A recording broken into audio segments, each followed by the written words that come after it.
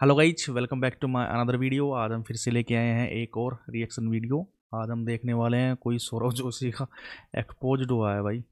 देखते हैं गाइज क्या सीन चल रहा है, क्या कंट्रोवर्सी चल रही है यूट्यूब की दुनिया में। तो चलो गाइज स्टार्ट करते हैं बिना किसी देरी के। कंक्लूजन भाई का वीडियो डिस्क्रिप्शन में मैं लिंक दे दूंगा, अगर मेन वीडियो आप पहले जाके देखो फिर हमारा वीडियो देखना। तो चलो गाइज स्टार्ट करते हैं।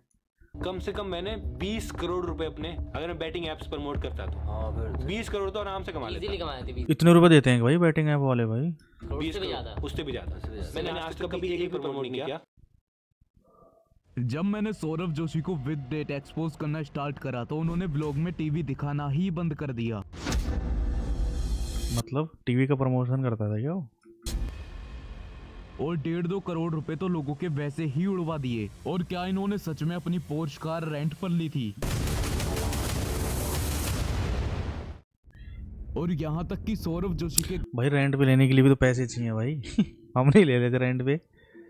कार ने ही उनको एक्सपोज कर दिया।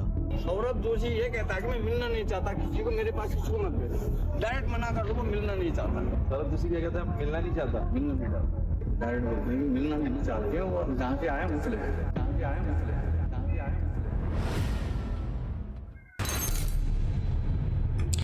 मुझसे। एक बात होता भाई, जो मतलब इतना बड़ा यूट्यूबर है उसके शायद कितने मेरे को पता भी नहीं है भाई, मैं तो देखता भी नहीं, लेकिन फिर भी शायद 25-30 मिलियन होंगे मेरे हिसाब से सौरव जोशी के। तो इतना फ्री आदमी है क्या भाई? मतलब कोई भी चला जाएगा, मिलेगा, नहीं मिले तो नहीं मिले भाई। इसमें ज़बरदस्ती थोड़ी है भाई, मैं आया हूँ इतनी दूर से, मेरे से मिलो भाई। क्या मतलब कुछ भी मतलब।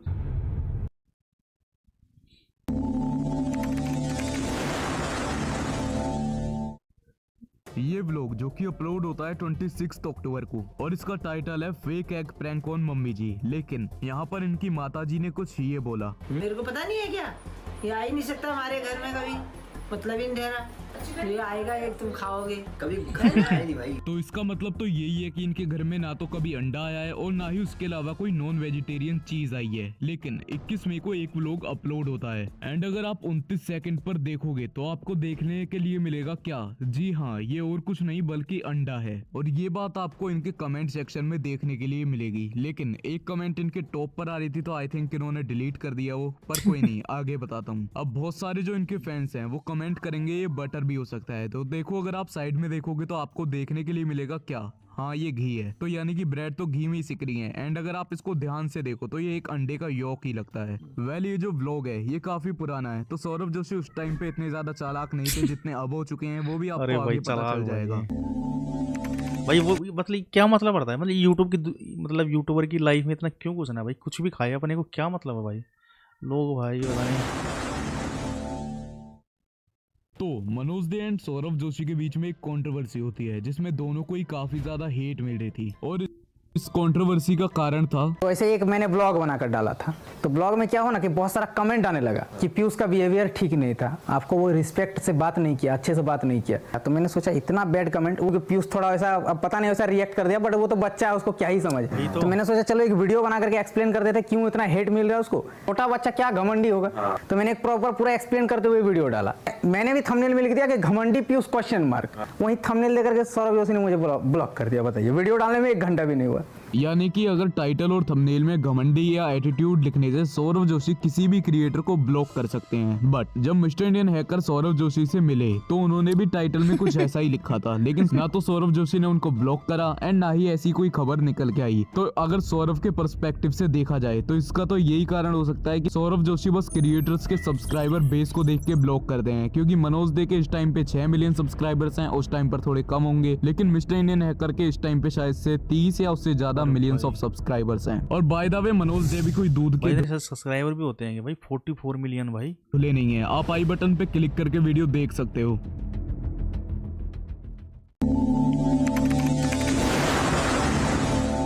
स्कैमर, अरे भाई भाई कैसे 20 दिसंबर जिस दिन सौरभ जोशी की एक Q&A वीडियो अपलोड होती है एंड उसमें सौरभ जोशी अपनी एक इतनी अच्छी बात बताते हैं कि उनको कोई बुरा बोलेगा ही नहीं। ऐसा कौन सा काम है जो आप कभी नहीं करना चाहोगे, चाहे कितने भी पैसे मिले?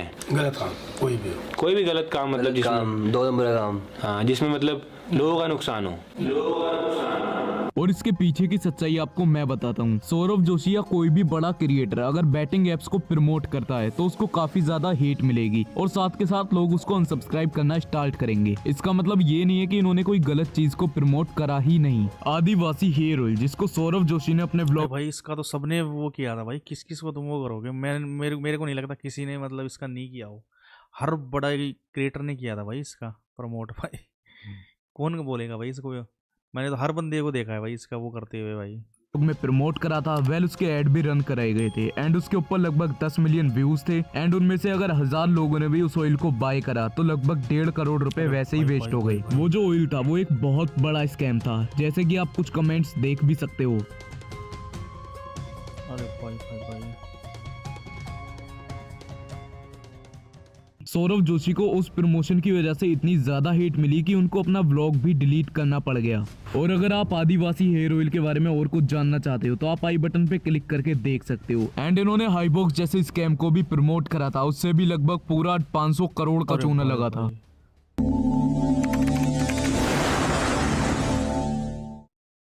सबसे पहले इनकी ब्लैक पोस्ट है जिसका इन्होंने कुछ रीजन बता के वापस दे दी थी, लेकिन उसका जो असली रीजन है वो आपको मैं बताता हूँ। अगर आप पार्टियों में सर्च करोगे तो आपको पता चलेगा वो कार 7 साल पुरानी थी एंड सौरभ जोशी उसके फर्स्ट ओनर नहीं बल्कि 3rd ओनर थे।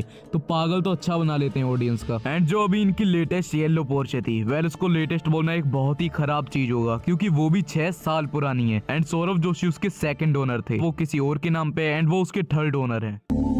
तो क्या हो गया? तो भाई वो महंगी भाई यार, लोग कैसे पागल हैं भाई। इतनी करोड़ की गाड़ी तुमको पता है सेकंड हैंड लोगे तो उसका कितने रुपए कम हो जाते हैं भाई। क्यों लेगा भाई कोई बंदा नई गाड़ी क्यों लेगा भाई? मेरे को कोई पागल ही है क्या?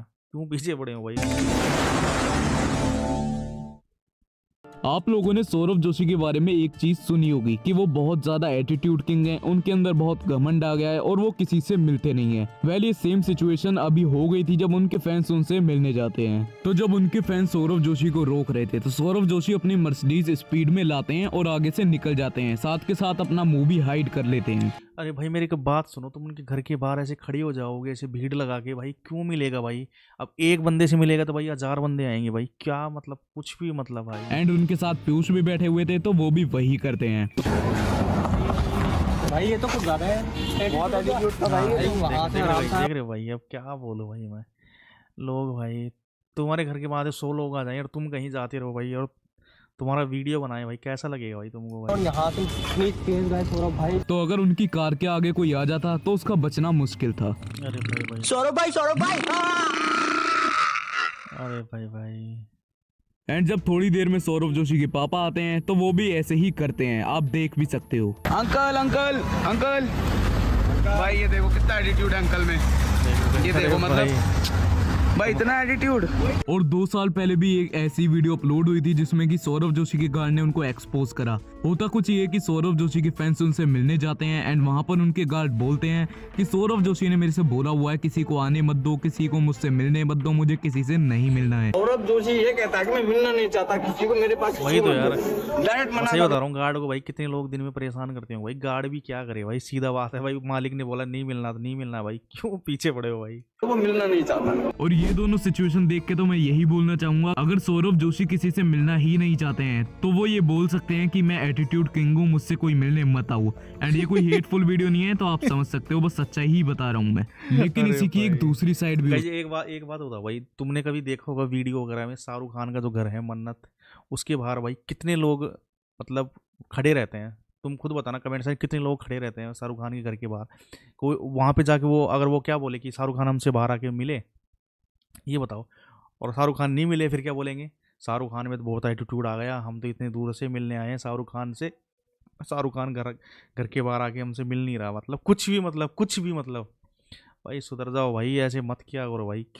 हो सकती है। सौरभ जोशी से दिन में बहुत सारे लोग मिलने आते हैं एंड सौरभ जोशी सबसे इतने अच्छे से तो नहीं मिल सकते हैं। एंड सौरभ जोशी के जितने फैंस हैं उनमें कुछ तो हेटर्स होंगे ही, तो अगर वो किसी के कहने से कार रोकेंगे तो उनको खतरा भी हो सकता है।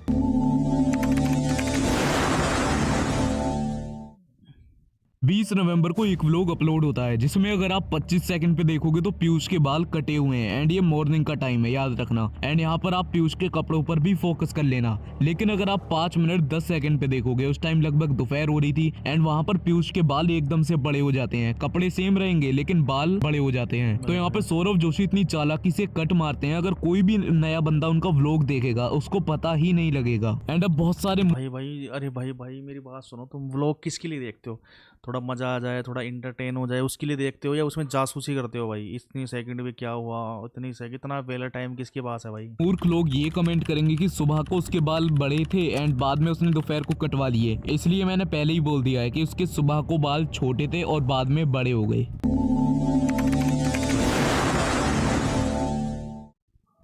और कुछ लोग तो सौरभ जोशी के इतने ज्यादा अंधभक्त हो चुके हैं, वो मेरे कमेंट सेक्शन में आके लिखते हैं जो मूवी होती हैं वो भी तो स्क्रिप्टेड होती हैं, तो सौरभ जोशी ने स्क्रिप्टेड व्लॉग बना के क्या कर दिया। तो मैं सिर्फ एक ही चीज बोलना चाहूंगा, बिना स्क्रिप्ट के मूवी तू बना के दिखा दे, मैं बिना स्क्रिप्ट के व्लॉग बना के दिखा देता हूँ। अब यहीं पर एक बंदा कमेंट करता है कि भाई तू सरोध जोशी से जलता है क्या? वाह, यही तो होते हैं वो अंधे फैन जिन्हें कुछ दिखाई तो देता नहीं है, बस हेट फैलाने जाते हैं सबकी कमेंट में। और बाय द वे मैंने सारी चीजें प्रूफ के साथ दिखाई हुई हैं, तो मेरे को कोई घंटा फर्क नहीं पड़ता।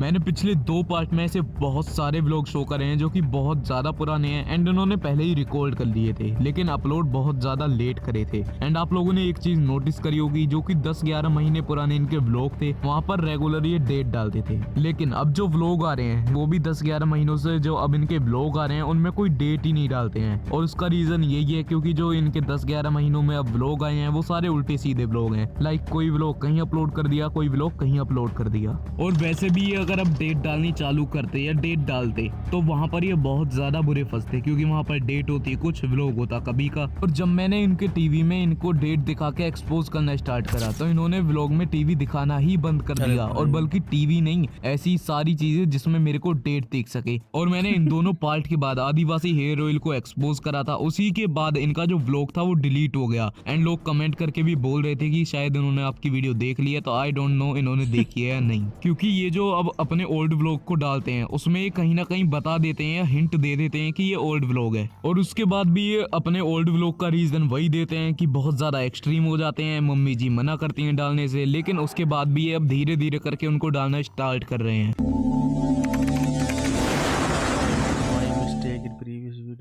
पार्ट 2 में मैंने एक बात बताई थी कि सौरभ जोशी का जो व्लॉग था वो रामलीला से बहुत ज्यादा लेट आया था, बिकॉज जब तक दशहरा खत्म हो चुका था। बट जब वो वीडियो व्यूज गेन करने लगी तो लोग बोलने लगे कि रामलीला दशहरे के बाद भी चलती है। लेकिन आपको अगर मैं अपनी बताऊं तो यहाँ पर ऐसा नहीं होता है, तो इसलिए मैंने वो बात आपको बताई थी।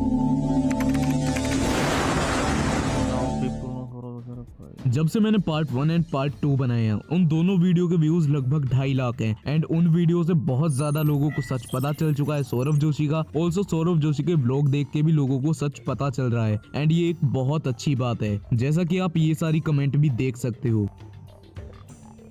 तो क्या हो गया भाई, मेरे को तो लास्ट में मैं यही बोलना चाहूंगा, अगर कोई भी क्रिएटर किसी प्रोडक्ट को प्रमोट कर रहा है तो वो सिर्फ स्पॉन्सरशिप होती है एंड वो पैसे के लिए कर रहे हैं, तो आप उसको बाय ना करें। And also Amit Badana and mister Indian hacker बहुत ज्यादा रेस्पेक्टेड क्रिएटर हैं, उन दोनों ने भी ये सेम हरकत कर दी है, तो शायद अब लोगों को उनके ऊपर ट्रस्ट ना रहे। तो अगर आपके पास भी मेरी वीडियो से रिलेटेड कोई भी टॉपिक है तो आप कमेंट करके भाई अब क्या बोलो भाई, इतना नहीं घुसना चाहिए भाई क्रिएटर के। मैं तो ना तो सौरभ जोशी के ब्लॉग देखता भाई, तो मैं क्या ही बोलूँ। लेकिन फिर भी यार किसी की लाइफ में इतना नहीं घुसना चाहिए। व्लॉग बनाता है, व्लॉग देखें, इंटरटेन हो, फालतू में इधर उधर की बातें करके क्या ही रखें। तो गाइस कमेंट्स में बताना आपको वीडियो कैसा लगा और सौरभ जोशी के बारे में आप क्या सोचते हैं, तो मेरे को बताना कमेंट सेक्शन में। तो चलो गाइस मिलते हैं आपके न्यू वीडियो में, तब तक के लिए bye bye and thanks for watching.